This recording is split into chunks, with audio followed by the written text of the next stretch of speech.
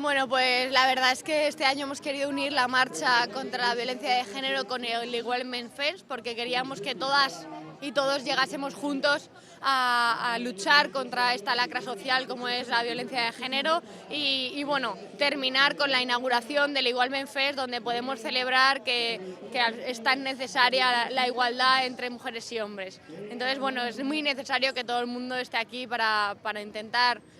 aglutinar fuerzas y luchar contra la violencia de género. Bueno, pues desgraciadamente ya son 53 mujeres las fallecidas en manos de sus agresores y bueno, al final esto es un suma y sigue que desgraciadamente y pese a todos los mecanismos que pone la administración, pues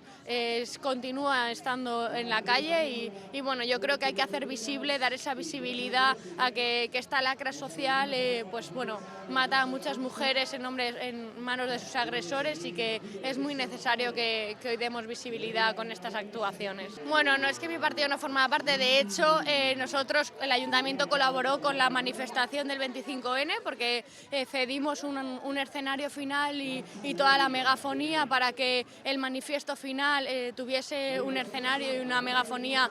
a la altura de la reivindicación de este día de ayer y por tanto sí que estuvo presente en muchos directores generales y además no solo eso, sino que el ayuntamiento participó en la lectura final del manifiesto con este escenario y esta megafonía.